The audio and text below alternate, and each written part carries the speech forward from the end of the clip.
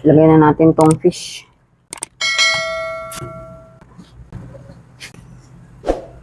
Okay. Luto po tayo dito ng sweet and sour. Ayan. Inuna ko na po yung bawang sibuyas saka yung luya. Water. Lagyan na natin itong tomato paste lahat. Lagyan natin. Carrots. Paminta. Tapan muna natin. Lagyan na natin tong fish.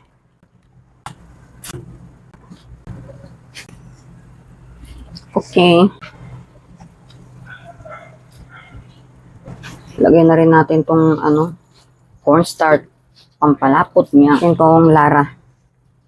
Ang sukal sa 2. Tapan na natin muna. Okay.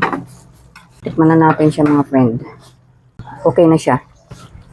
Salin na natin.